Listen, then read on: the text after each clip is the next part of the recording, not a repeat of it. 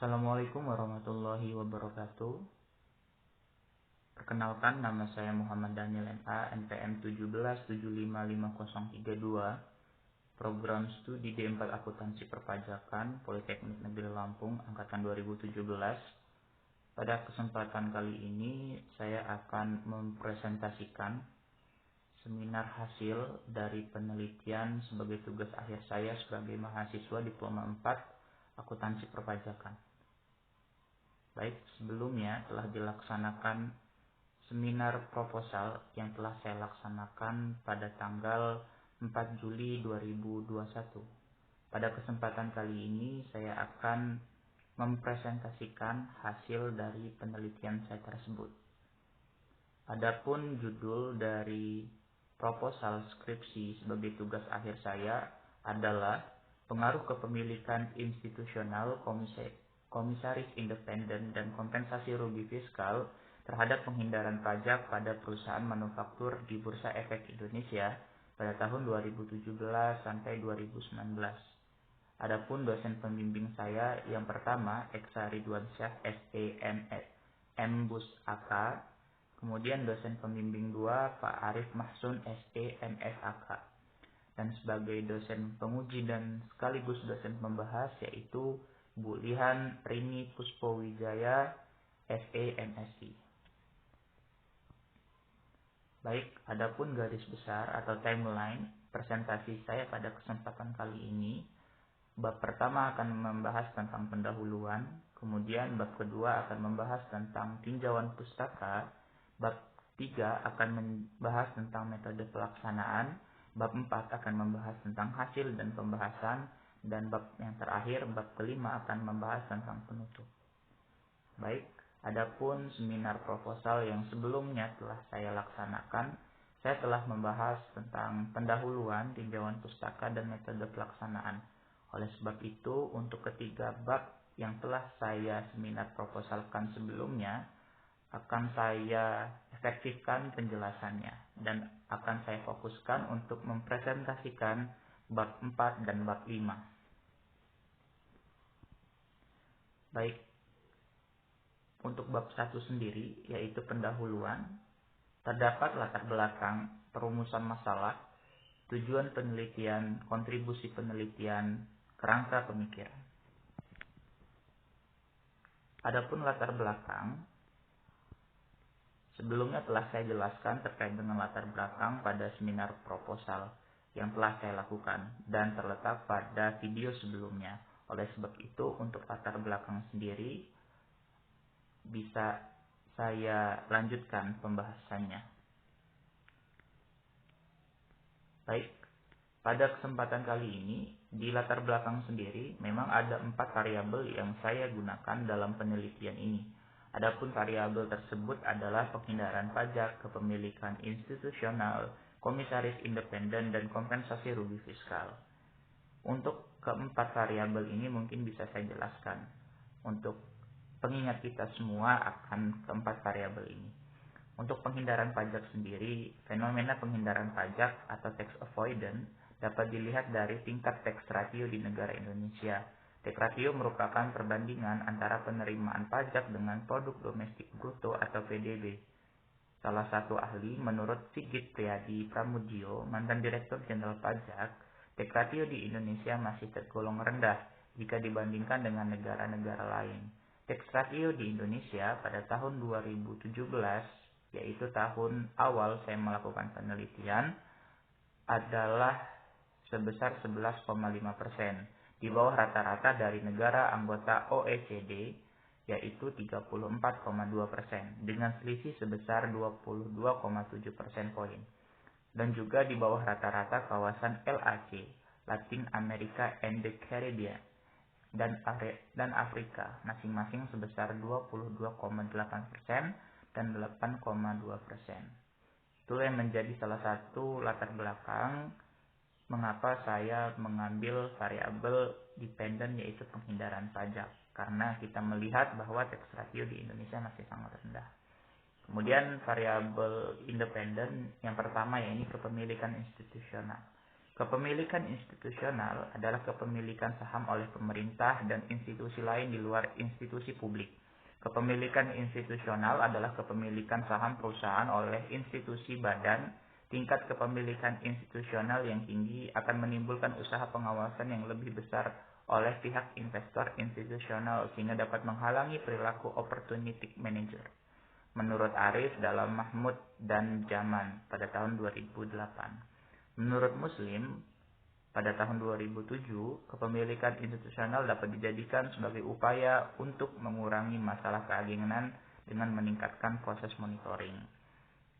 Kemudian, komisaris independen. Adapun komisaris independen adalah dewan komisaris yang tidak berafiliasi dengan direksi atau dewan lainnya. Hal tersebut sesuai dengan Peraturan Otoritas Jasa Keuangan atau POJK nomor 33/POJK 04/2014 tentang direksi dan Dewan Komisaris Emiten atau perusahaan publik. Dewan Komisaris Independen adalah anggota yang Dewan Komisaris dari luar emiten atau perusahaan publik. Komisaris independen mempunyai kemampuan untuk bertindak secara independen untuk mencegah terjadinya penghindaran pajak. Dan variabel independen yang terakhir yaitu kompensasi rugi fiskal. Adapun kerugian fiskal dapat dikompensasikan sehingga kompensasi rugi fiskal dapat dimanfaatkan untuk melakukan penghindaran pajak. Pada pasal 6 ayat 2 Undang-Undang Pajak Penghasilan nomor 17 tentang kompensasi rugi fiskal dalam pajak penghasilan telah diatur pada salah satu poin yang menyebutkan istilah kerugian merujuk kepada kerugian fiskal bukan kerugian komersial. Kerugian atau keuntungan fiskal adalah selisih antara penghasilan dan biaya-biaya yang telah memperhitungkan ketentuan pajak penghasilan. Adapun 3 variabel independen yang saya jelaskan pada latar belakang, memang saya menggunakan beberapa penelitian sebelumnya dan juga teori yang terdapat dalam beberapa aturan yang ada di negara Indonesia. Adapun penjabarannya nanti dan juga pembuktian terkait dengan hipotesis dan sebagainya akan saya jelaskan di bab selanjutnya. Adapun perumusan masalah dalam penelitian saya pada kesempatan kali ini adalah yang pertama, apakah kepemilikan institusional berpengaruh terhadap penghindaran pajak? Yang kedua, apakah komisaris independen berpengaruh terhadap penghindaran pajak? Yang ketiga, apakah kompensasi rugi fiskal berpengaruh pada penghindaran pajak? Dan yang terakhir, apakah kepemilikan institusional, komisaris independen, dan kompensasi rugi fiskal berpengaruh terhadap penghindaran pajak. Ya, untuk tujuan penelitiannya sendiri mungkin telah saya jelaskan di seminar proposal sebelumnya. Kemudian saya lanjutkan. Adapun kontribusi penelitian, khususnya untuk penelitian yang saya buat, ada beberapa manfaat yang nantinya saya tujukan bagi beberapa sektor ataupun bidang. Yang pertama bagi perusahaan, kemudian bagi penulis, dan juga bagi pembaca. Yang sebelumnya telah saya jelaskan juga di seminar proposal. Adapun kerangka pemikiran, saya masih konsisten menggunakan kerangka pemikiran, karena memang kerangka pemikiran ini tidak menjadi salah satu rekomendasi yang saya ganti sebelum saya melaksanakan seminar hasil atau penelitian. Sehingga kerangka pemikiran ini sendiri yang akan menjadi salah satu rujukan untuk saya melakukan penelitian antara pengaruh kepemilikan institusional, komisaris independen, dan kompensasi rugi fiskal terhadap penghindaran pajak. Baik, untuk bab kedua sendiri berisi tentang konsep teori penelitian sebelumnya dan hipotesis. Adapun konsep teori yang saya gunakan pertama teori agensi, kemudian komisaris independen, kemudian kompensasi rugi fiskal, dan yang terakhir sebagai variabel dependen adalah penghindaran pajak atau tax avoidance. Baik, untuk penelitian terdahulu ada beberapa rujukan sebagai rujukan untuk saya menulis penelitian ini. Sebelum saya melakukan seminar proposal, lalu saya mengambil rujukan sebanyak 8 jurnal, kemudian saya masukkan ke dalam proposal penelitian. Namun di seminar hasil ini, Sebagai rujukan juga dan juga sebagai rekomendasi dari dosen pembimbing, saya menambah 2 rujukan lagi untuk menambah hasanah dalam penelitian sebelumnya yang saya tulis dalam proposal yang saya buat. Adapun 2 jurnal tersebut adalah 2 jurnal internasional. Yang pertama yang berjudul The Effect of Corporate Governance on Financial Performance and Tax Avoidance on LC 45 Companies menurut Samsudin Rusni pada tahun 2020, dan Profitable Leverage Company Size and Institutional Ownership with the Gender Diversification Moderation of the Board of Direction on Tax Avoidance yang ditulis oleh Octariana Amelia Siregar pada tahun 2019. Adapun hasil penelitian tersebut menunjukkan penghindaran pajak, ukuran Dewan Komisaris Independen dan Dewan Audit berpengaruh positif signifikan. Tetapi kepemilikan institusional tidak berpengaruh negatif signifikan terhadap penghindaran pajak. Sedangkan kinerja keuangan korelasi negatif dengan penghindaran pajak. Kemudian untuk penelitian selanjutnya yang dilakukan oleh Octariana, hasil penelitian ini menunjukkan bahwa secara parsial variabel probabilitas berpengaruh negatif terhadap penghindaran pajak. Leverage memiliki efektif negatif pada penghindaran pajak. Ukuran perusahaan berpengaruh negatif terhadap penghindaran pajak. Kepemilikan institusional berpengaruh negatif terhadap penghindaran pajak. Ya, baik. Sehingga dari beberapa rujukan penelitian sebelumnya, saya bisa mengambil hipotesis yang saya tulis dan akan saya buktikan di bab selanjutnya berkaitan dengan yang pertama, H1, kepemilikan institusional berpengaruh signifikan terhadap penghindaran pajak. H2, komisaris independen berpengaruh signifikan terhadap penghindaran pajak. Dan H3, kompensasi rugi fiskal berpengaruh signifikan terhadap penghindaran pajak. Adapun hipotesis yang saya buat di proposal skripsi yang saya buat didasarkan pada perbedaan dari penelitian sebelumnya, dari jurnal-jurnal yang saya baca dan saya pelajari.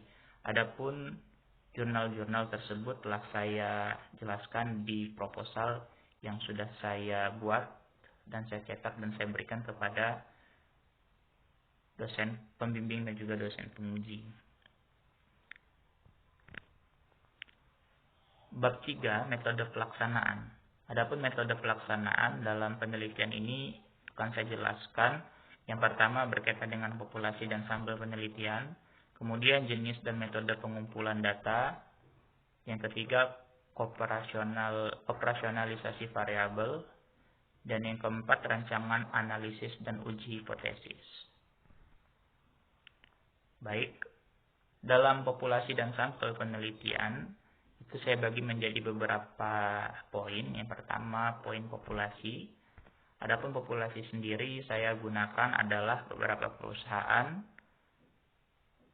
yang terdapat di Bursa Efek Indonesia berjumlah 181 perusahaan. Maaf sebelumnya mungkin ada kesalahan dalam pembuatan PPT. Namun di dalam proposal yang telah saya buat itu sejumlah 181 perusahaan. Adapun sampel penelitian yang saya buat, ini sampel merupakan bagian dari jumlah karakteristik dan dimiliki oleh populasi menurut Sugiono 2019.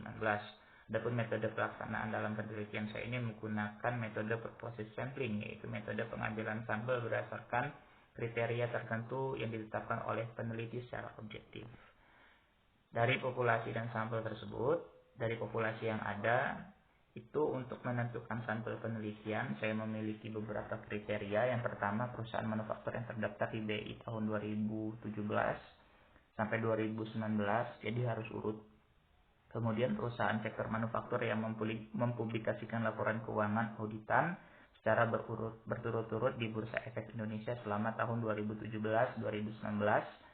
Kemudian yang ketiga, perusahaan manufaktur yang memiliki data kepemilikan institusional dan komisaris independen Keempat, perusahaan sektor manufaktur yang tidak delisting dan tidak mengalami kerugian selama periode berjalan. Dan yang terakhir, perusahaan tidak pindah subsektor dan menggunakan mata uang rupiah pada pelaporannya. Setelah saya melakukan tabulasi data, maka didapatkanlah beberapa perusahaan yang memenuhi kriteria. Pertama, populasi yang saya gunakan di sini adalah 181,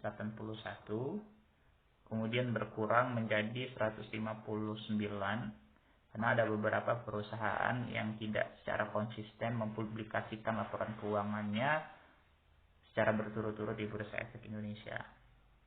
Kemudian perusahaan yang memiliki data kepemilikan institusional dan komisaris independen, ada beberapa perusahaan yang tidak memenuhi kriteria tersebut sehingga didapatkanlah jumlah 131. Kemudian perusahaan sektor manufaktur yang tidak delisting dan tidak mengalami kerugian selama periode berjalan didapatkan total akhir sebesar 93 perusahaan. Kemudian yang terakhir, perusahaan tidak pindah subsektor dan menggunakan mata uang rupiah pada pelaporannya dari jumlah sebelumnya 93 didapatkan 44 perusahaan yang memenuhi kriteria untuk karakteristik sampel yang terakhir, sehingga jumlah sampel yang saya jadikan objek penelitian perusahaannya adalah sebesar 44 perusahaan. Dengan menggunakan purposive sampling, sampel yang dipilih atas dasar sesuaian karakteristik dengan kriteria sampel yang ditentukan. Perusahaan tidak masuk dalam kriteria akan dikeluarkan sebagaimana yang telah saya jabarkan tadi, sehingga 44 perusahaan dikalikan 3 tahun sesuai dengan proposal saya, sehingga jumlah data observasi sekitar 132 laporan keuangan. Baik, untuk jenis metode pengumpulan data mungkin akan lebih saya ringkaskan karena saya ingin fokus pada penjelasan bab 4 dan bab 5. Namun di sini secara garis besar jenis data yang saya gunakan yaitu data kuantitatif dan sekunder, metode pengumpulan data, dan juga menggunakan beberapa uji untuk menguji terlebih dahulu data saya sebelum akhirnya menghasilkan sebuah keputusan hipotesis. Kemudian variabel sendiri ada variabel terikat dan variabel bebas, dan ada juga pengukuran variabel yang saya gunakan dalam proses tabulasi data sebelum saya menggunakan salah satu aplikasi yaitu aplikasi SPSS yang saya gunakan. Adapun pengukuran variabel yang saya gunakan untuk mengukur penghindaran pajak sendiri, saya menggunakan rumus Book Tax Gap atau BTG dengan cara EBT earning before tax dikurang penghasilan kena pajak. Kemudian untuk menemukan atau mencari tentang penilaian komisaris independen, saya gunakan rumus jumlah dewan komisaris independen dibagi total dewan komisaris dikali 100%.